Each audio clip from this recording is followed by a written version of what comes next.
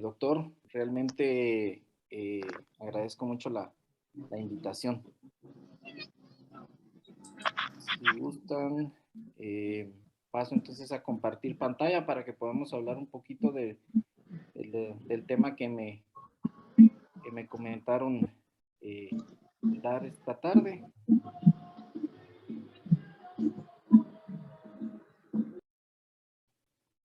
¿Ven ahí la pantalla? Sí, la vemos y lo escuchamos. Ok, perfecto. Déjenme aquí, vamos a ver.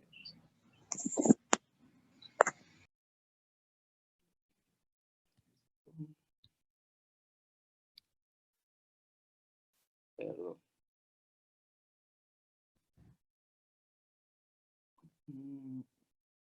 Ok, bueno, vamos a comenzar. Bueno, en la tarde de hoy vamos a platicar sobre lo que son las indicaciones de trasplante hepático. Hay algunas que son bastante ya conocidas por ustedes y lo vamos a ir aquí mencionando. Entonces, como vamos a ver acá. Ahí estamos. Entonces, comenzamos con lo que es la evolución del trasplante hepático. Pues nace en 1952 a partir de un primer trasplante hepático que se hace a nivel en perros. Esto se realizó en Milán, Italia. Porque yo soy la asesora de guardia y él es el que está tomando las decisiones. Ellos... Perdón, creo que ahí se coló un poco la voz de alguien.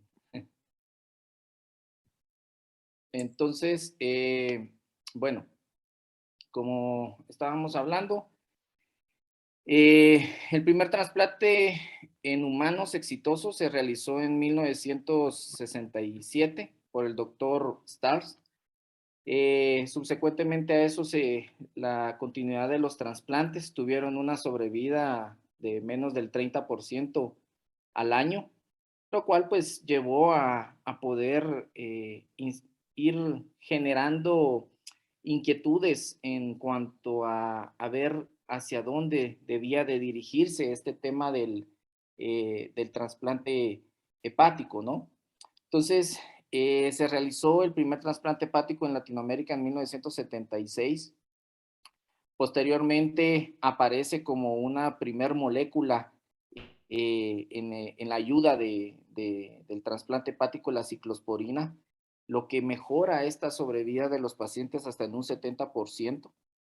Posteriormente aparece en 1994 el uso de los inhibidores de calcineurina, el tacrolimus, con lo cual se aumenta la sobrevida de estos pacientes con el trasplante, ¿no?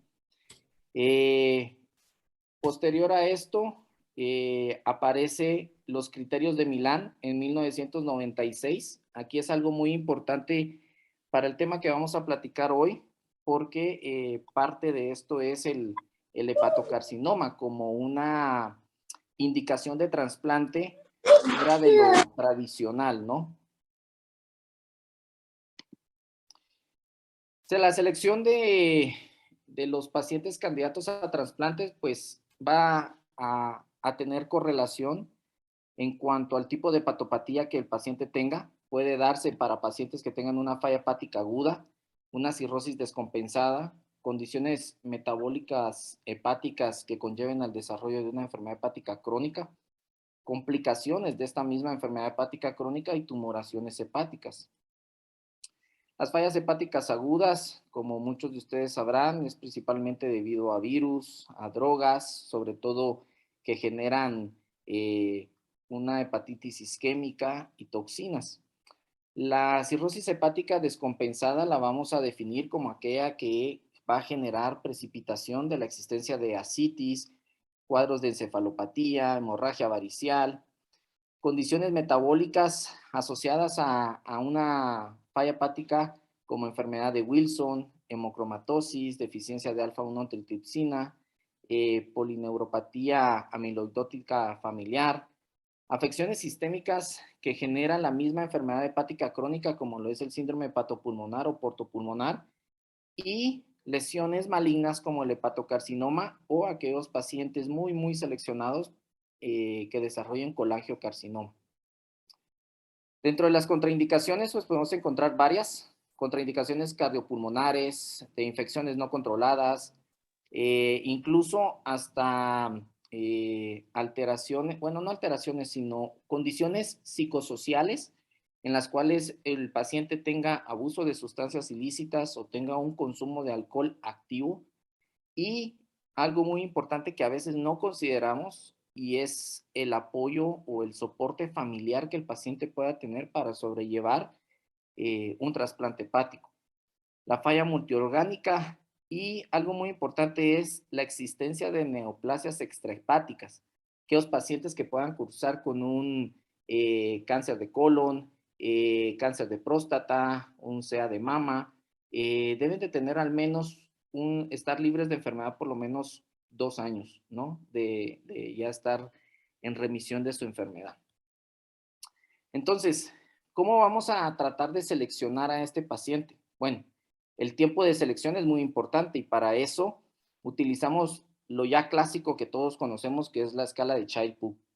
Como pueden ver en la gráfica del lado izquierdo, los pacientes conforme su Child va avanzando, también nos va disminuyendo su sobrevida a lo largo del tiempo. Aquellos pacientes que tienen, por ejemplo, un Child A, en el primer año pueden llegar a tener una sobrevida de más del 90%. Y a los 2 años, pues disminuir escasamente hacia un 85%. No así un paciente que está en un Child C, en el cual su sobrevida al primer año va a ser de menos del 50%.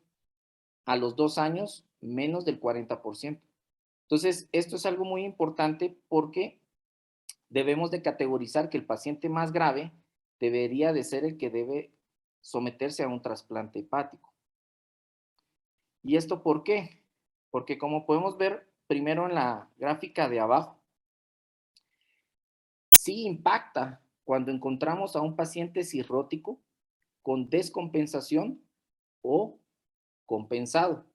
Y eso lo definimos, parte de su definición de compensado o descompensado, no va a ser solo por la existencia de ascitis, varices o encefalopatía. No, va a ser en base al grado del Child y del MEL que el paciente pueda tener. Y como pueden ver aquí, en la gráfica A, el paciente va a tener una peor sobrevida desde el momento en el que en el diagnóstico se encuentre con un grado de descompensación, ¿sí? Y a lo largo de su evolución en el lado derecho, esa misma descompensación va a perpetuar aún más su disminución en la sobrevida. En la gráfica de arriba, lo que podemos ver es cómo las diferentes descompensaciones, entiéndase la existencia de un sangrado varicial, procesos infecciosos, el aparecimiento de ascitis o un estado de encefalopatía, puede deteriorar aún más esta sobrevida. Y de todas las descompensaciones, la encefalopatía hepática es la que peor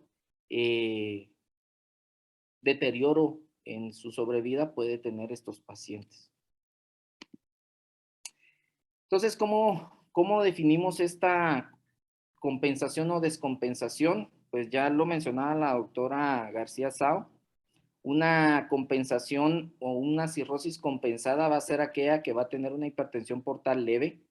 Quiere decir que va a tener un gradiente de presión menor a 10. Puede llegar a tener hipertensión portal clínicamente significativa como la presencia únicamente de varices. Y posteriormente a esto, su descompensación o el dato final de fallecimiento se va a deber precisamente a esas descompensaciones. Hemorragia varicial recurrente, una citis refractaria o intratable, hiponatremia, síndrome hepatorenal, todas esas complicaciones que a la larga van a llevar a este paciente a fallecer. Esto nos sirve también a nosotros, los clínicos, para poder determinar el estadio fisiopatológico que el paciente pueda tener. Esto lo describió el doctor D'Amico debido a que no solo impacta saber, bueno, tiene o no tiene ascitis, tiene o no tiene encefalopatía. Cada uno de estos va a generar un impacto para saber en qué estadio fisiopatológico está, porque eso va a conllevar a un mayor deterioro del paciente, incluso previo a un estado de fallecimiento, pues desarrollar lo que por hoy conocemos como una falla hepática aguda sobrecrónica. Entonces, el sistema MEL, como recordaremos, involucra variables como lo es la bilirrubina, el INR, la creatinina.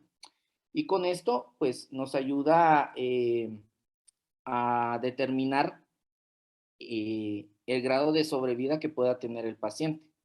Entonces, un paciente que pueda tener un MEL de 15 o menos de 15 puede llegar a tener una sobrevida de 85% a los 3 meses. Pero aquel que pueda alcanzar un MEL de hasta 40, su sobrevida se puede ver reducida hasta en un 29%. Y esto pues ha sido bastante demostrado a lo largo del tiempo, cómo el grado de MEL va a medida que el MEL va aumentando, pues esa sobrevida pues va disminuyendo. Principalmente encontramos a la mayoría de nuestros pacientes entre los MEL de 9 a 17 y es ahí donde hace importancia el poder determinar que esta escala es la cual hoy por hoy utilizamos para determinar la existencia o protocolizar a un paciente hacia un trasplante. Como pueden ver aquí, las escalas de MEL, los diferentes valores que podemos tener, por arriba de 15, la sobrevida puede llegar a ser menos del 80%.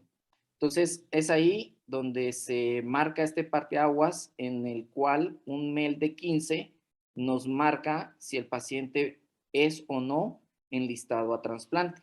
Y es en el 2008 donde el doctor Kim propone el añadir a esta escala de MEL el sodio, porque a partir de un sodio de 35 o menos de 35, el riesgo de muerte aumenta en estos pacientes. Esto lo vemos también en esta gráfica, en el cual, por ejemplo, un paciente que se sospecha que pueda tener un MEL de 10 puntos, el MEL tradicional, al cual le agregamos un sodio de 135, ese MEL ya no es de 10 puntos, ya se convierte en un MEL de 17. Y ya eso ya sabemos, a lo que estábamos viendo anteriormente, que aumenta su grado de mortalidad.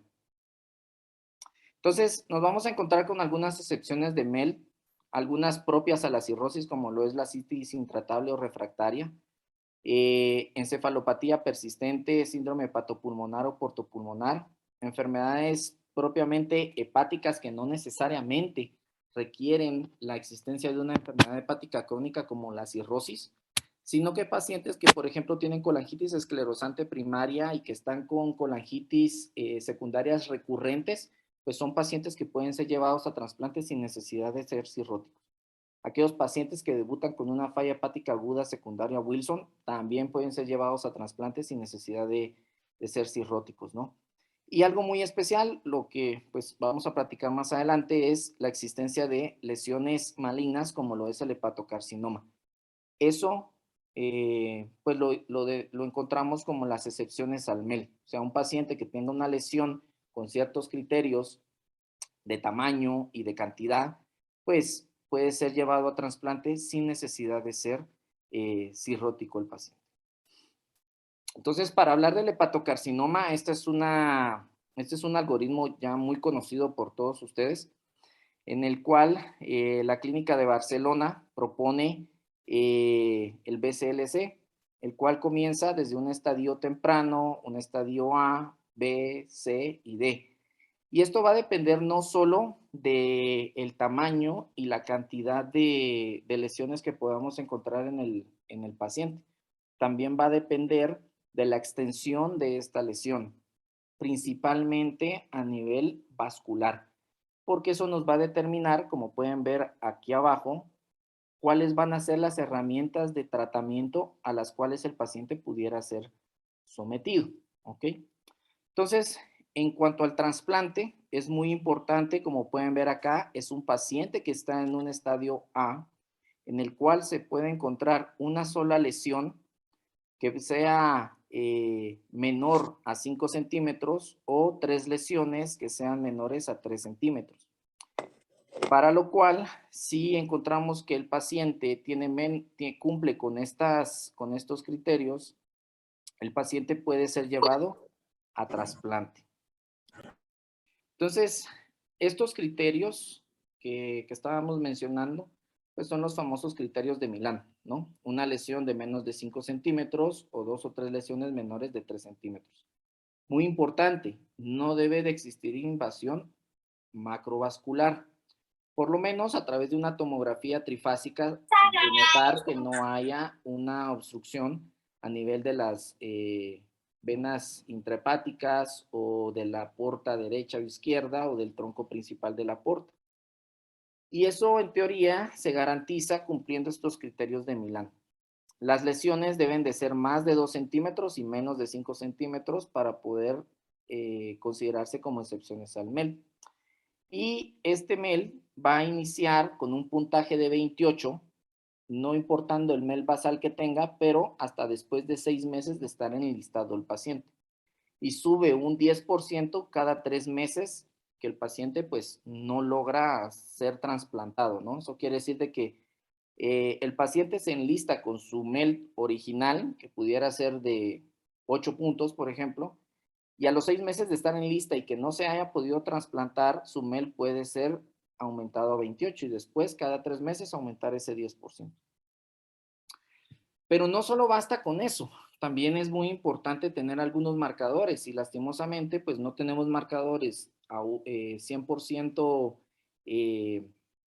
determinativos, pero hacemos uso de lo que se tiene y por el momento sigue siendo válido el uso de la alfa-fetoproteína.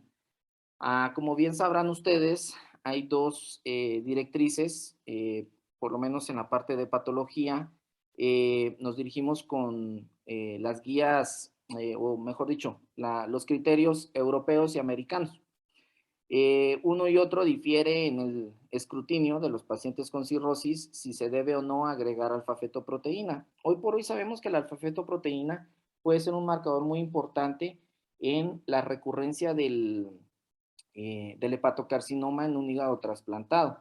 Como pueden ver en la gráfica del lado izquierdo, la alfa-fetoproteína en aquellos pacientes que estaba con un valor por arriba de 20 tenía un mayor porcentaje de recurrencia, ¿ok?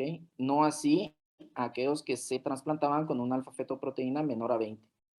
En el lado derecho, pues igual, vemos la sobrevida global de estos pacientes y la sobrevida fue mejor en aquellos en los que la alfa-fetoproteína era menor a 20.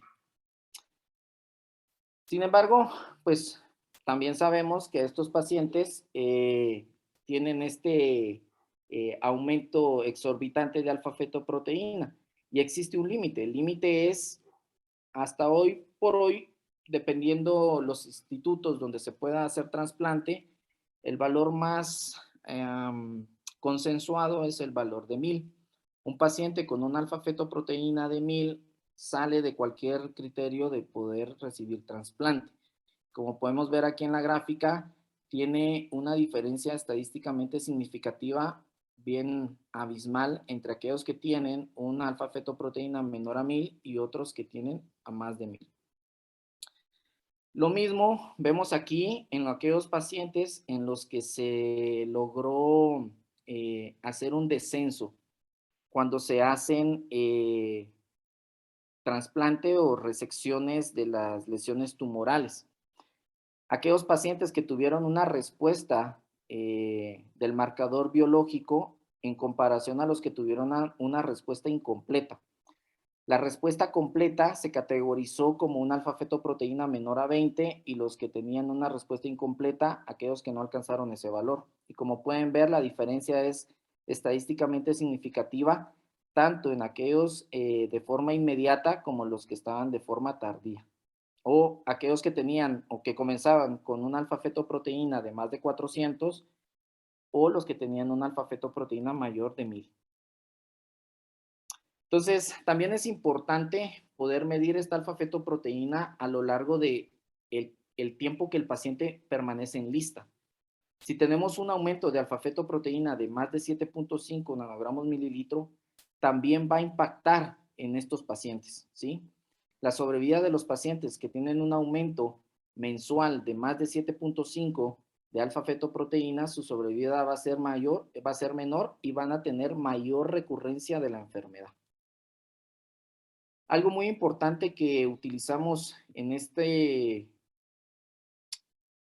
específica excepción al MEL de trasplante es que cuando los pacientes salen de estos criterios de Milán, es importante ver de qué manera los pudiéramos regresar para poderles ofrecer lo que es el trasplante. Y aquí es donde entra esta terapéutica del downstaging, que como ustedes ya conocen, es poder hacer uso de las herramientas de tratamientos locorregionales. Y aquí podemos ver en ambas gráficas cómo la comparación entre T2, que T2 es los criterios de Milán, y regresar al paciente o poder lograr hacerles una terapia de downstaging hace que tengan una sobrevida exactamente igual que como los hubiéramos encontrado con criterios de Milán. Estos factores también son importantes en cuanto a la invasión microvascular que el paciente pueda tener. Los pacientes que se encuentran bajo criterios de Milán es muy poco probable que vayan a tener un porcentaje muy alto de invasión microvascular. No así aquellos pacientes que salen fuera de Milán o que se extienden de los criterios de up to 7. Hasta un 50% de ellos van a tener invasión microvascular y eso pues ya sabemos que nos lleva a una recurrencia temprana de la enfermedad en el hígado trasplantado. Y por eso es que el doctor Mazzaferro establece que entonces, dependiendo del tamaño del tumor y el número de tumores que se pueda encontrar, a lo largo del tiempo, en una sobrevida de 5 años, esta se va a ir reduciendo conforme haya tumores de mayor tamaño o una mayor cantidad de tumores a los considerados en Milán. Entonces, recordar que el trasplante hepático debe considerarse en todo paciente en quien un estado de descompensación significa disminución en la supervivencia sin trasplante. Se requiere una evaluación exhaustiva de los candidatos a nivel orgánico, psicológico, social y seguimiento en lista. Y la entrada en una lista obedece a criterios de necesidad y de utilización óptima de los hígados donantes. La priorización de los pacientes en lista de espera se realiza actualmente según la gravedad mediante el MEL, excepto como esta consideración del hepatocarcinoma. Y por último, pues esta frase me parece muy importante y se apega mucho a nuestra realidad en Guatemala. La historia de la medicina es aquello que fue inconcebible ayer, pero hoy es rara vez alcanzable y frecuentemente llegará a ser rutina en el futuro. Gracias por su atención, espero que haya sido de su agrado la presentación. Seguro que sí, doctor. Gracias. Gracias. Queríamos pasar a la segunda parte, a la segunda exposición y luego pues quedarnos platicando y haciendo comentarios. Así que el caso clínico está a cargo del doctor Mario Arturo Medinilla Cruz. Él estudió una parte de